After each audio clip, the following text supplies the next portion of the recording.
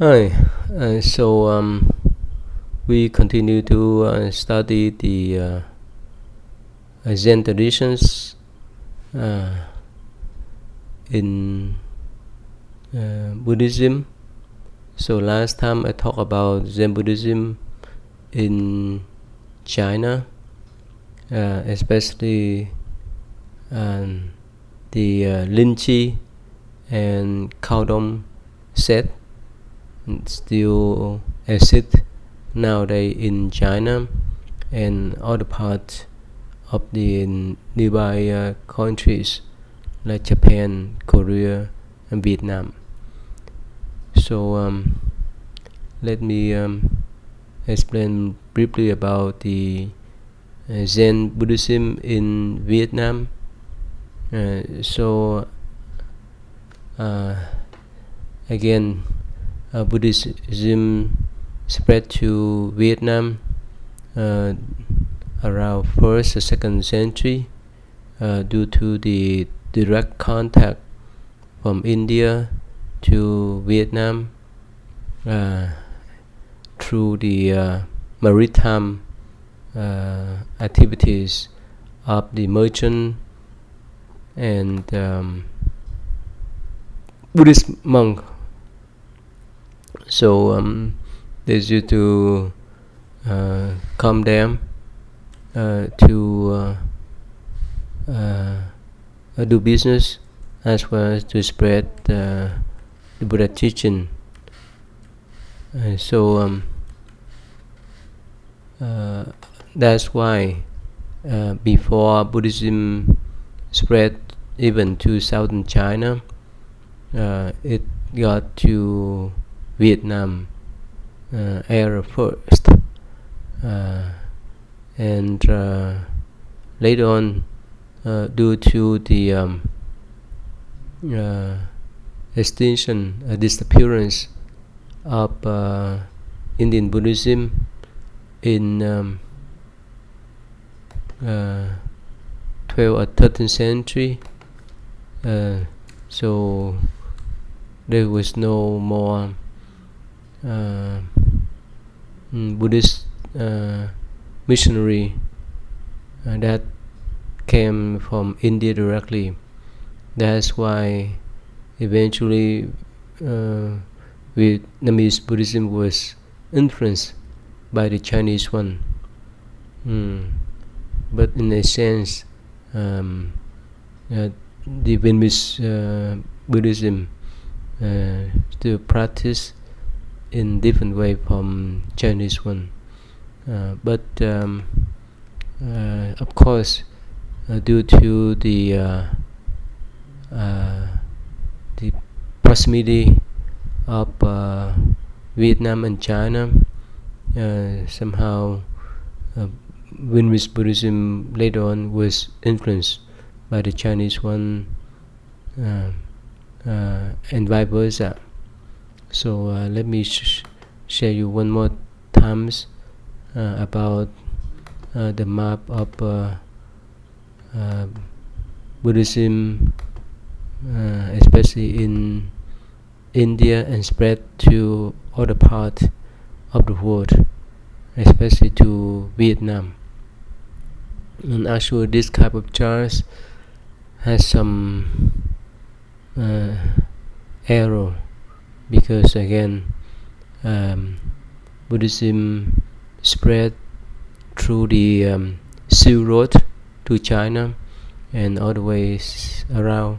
It spread from India to Vietnam directly through the maritime. That means the monks travel together with the merchant to the South Asian countries to spread Buddhism. And actually, a Chinese monk, Ijin, travel around this area during the 8th century. He report many activities of Buddhism around this area. So Ốc Eo is southern part of Vietnam, was one of the most important maritime seaport that Buddhist monks stopped there to spread the teaching. And up here is Chao Chao in the north, and in the middle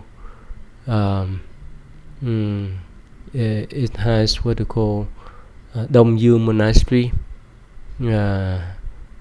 that has all kind of artifacts about the existence of Buddhism. So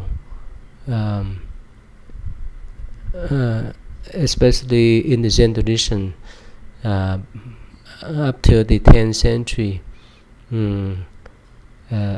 it got the influence from the Zen, the Chinese Zen Buddhism, and up to now, yes, it has the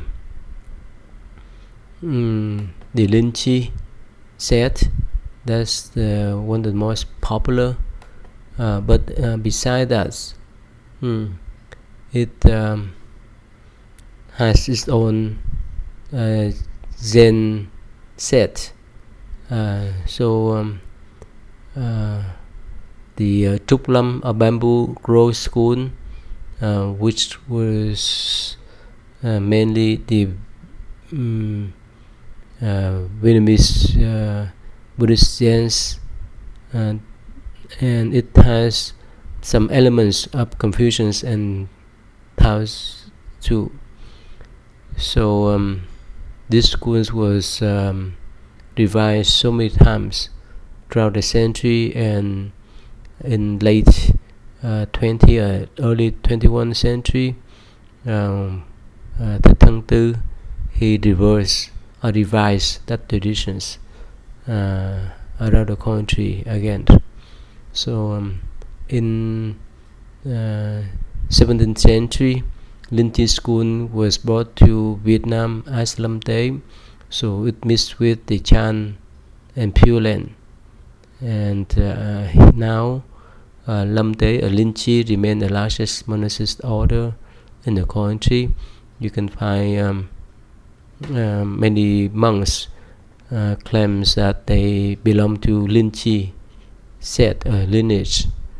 And in the West, the most popular one is Thích Nhất Hạnh, is still alive, that spread the Zen Buddhism around the world.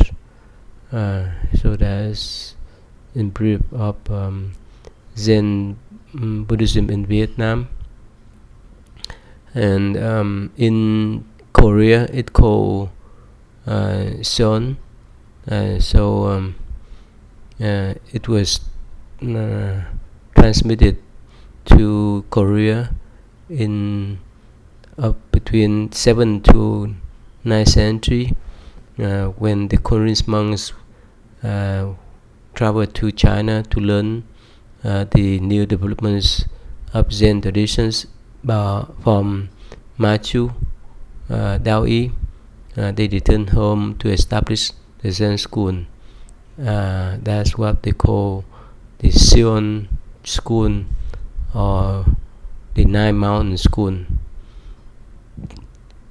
So later on, the monk Junun in the 12th and 13th century, who was considered as the most influential figure to form the Zen school in Korea.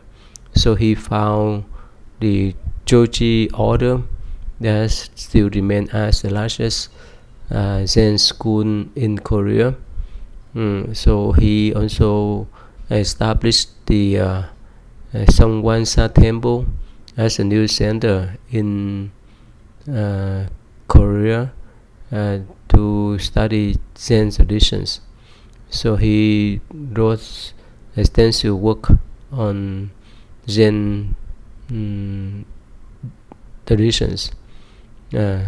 So he adopted the way of Da Hyu Chomchao were practice of Zen meditation, but later on, due to the suppression of the Confucian Joseon dynasty from the 13th century up to the early 20th century, many monasteries and glories sharply declined. When Korea was occupied by Japan, it has all kind of revelation, modernization of the Zen school in Korea. So some monks start to adopt the Japanese practice of marrying and have family, but others still resist on that kind of practice that was inspired by the Japanese one. So today, the largest Zen school is the Joji. They enforce celibacy, and other the second largest groups, the Taisho order. They allow monks to get married. Many influential figures like Sejong and Gyo-helm, they maintain those orders of Zen school in Korea, and now Zen has been transmitted to the West with the new tradition as the Kwanum school of Zen. There is a general description about the Zen school in Korea. More on to the Japanese Zen. In Japanese traditions, Zen's arrived Japan around 12th century.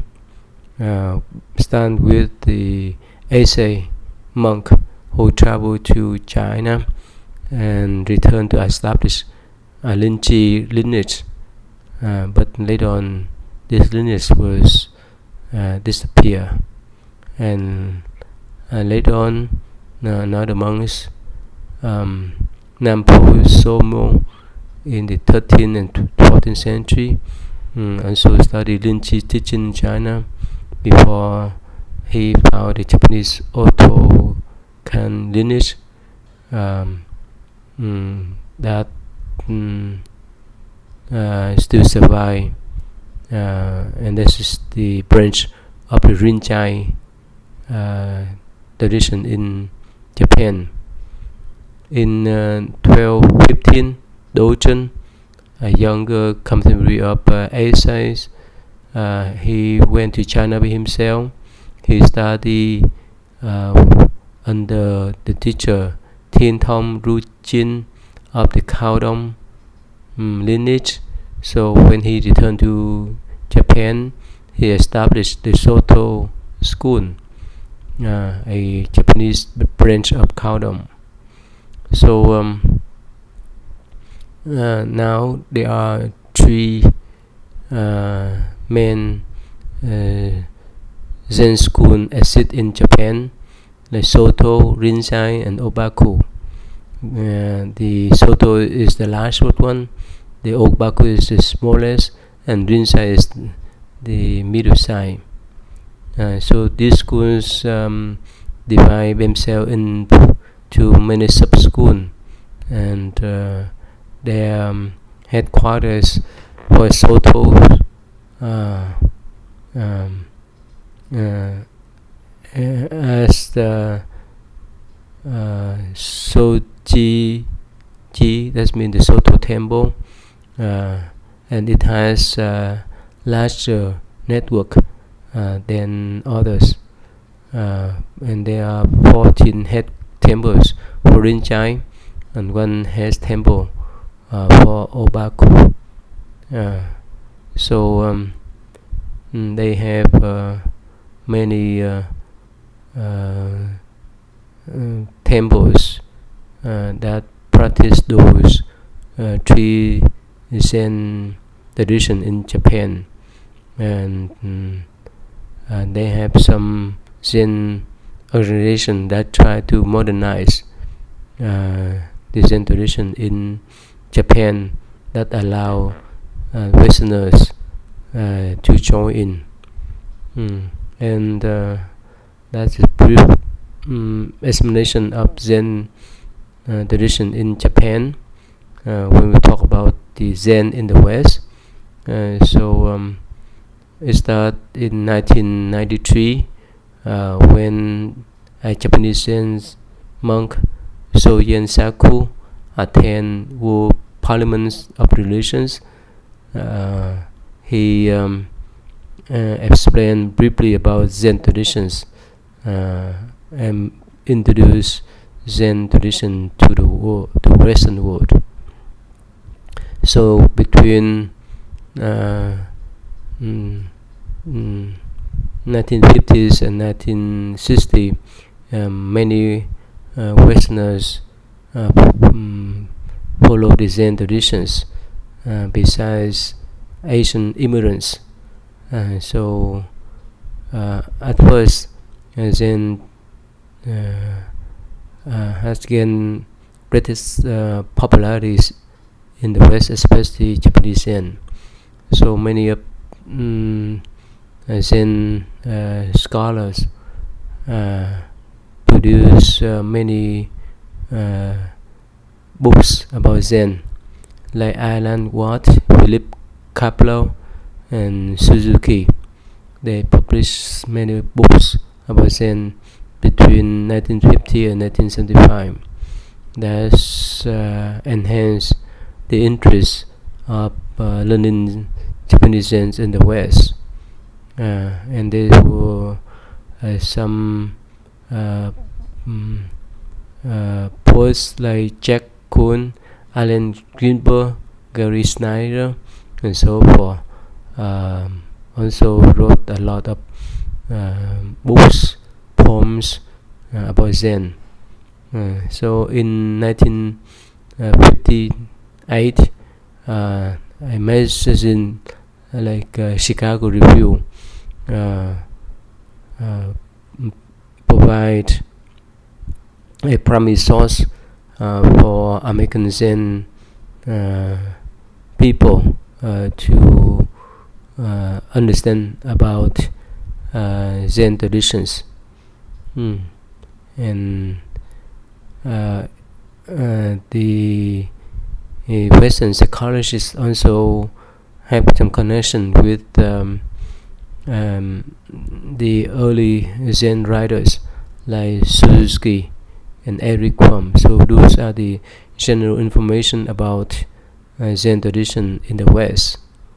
And nowadays many Zen centers spread out everywhere, especially in America. So let me share with you a short video clips about the Zen practice.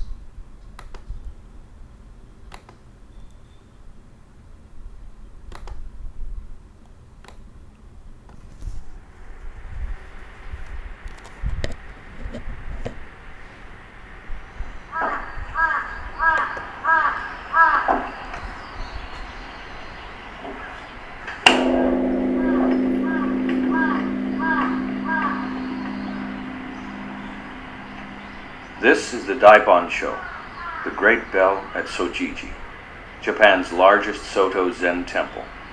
It is rung daily to summon monks to meditation or ceremonial duties.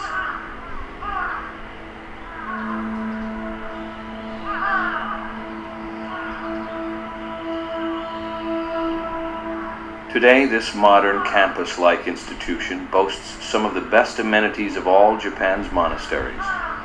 It is a popular choice for monks in training who spend each day working, studying, and in Zazen.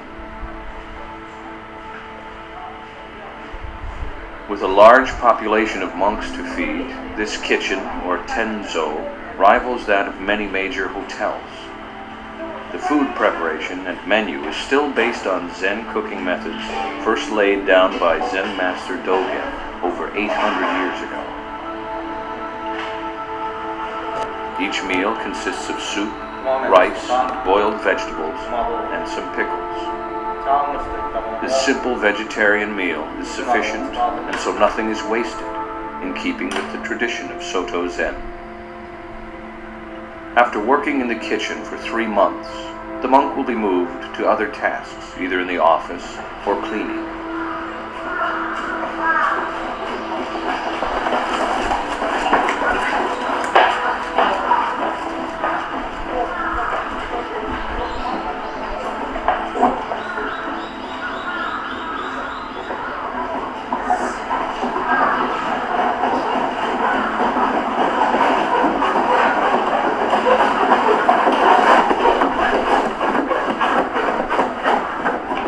Long corridor that leads to the Sodo or meditation hall. Every day, the novice monks clean the floor using cloth rags known as zoken. While back-breaking work, the work is undertaken earnestly with concentration. Tasks such as cooking, sweeping, and cleaning are called samu and are given the same reverence as the practice of Zazen itself.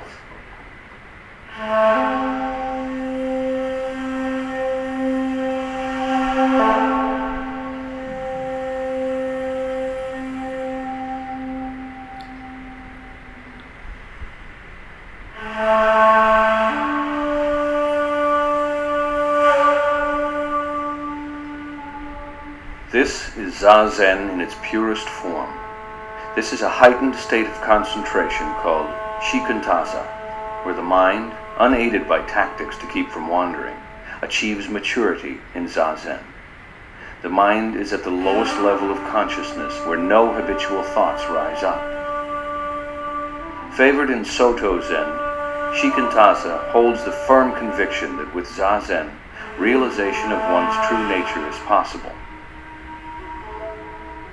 There can be no error in the posture of the body, and no lapse in concentration.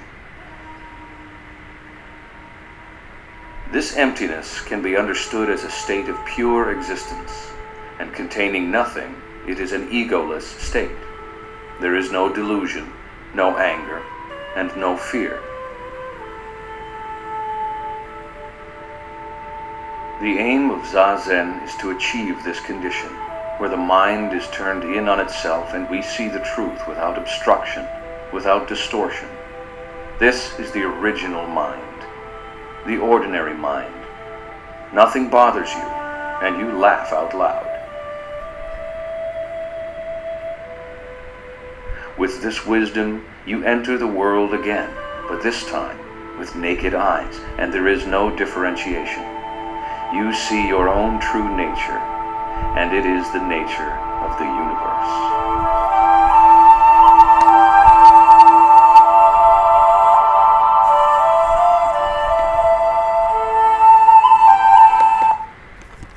So again, this is a short clip about the Zen practice in Japan.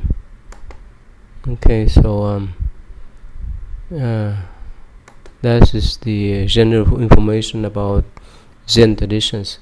Now, let me stop here, and I will talk more about the next topic, Vajrayana traditions.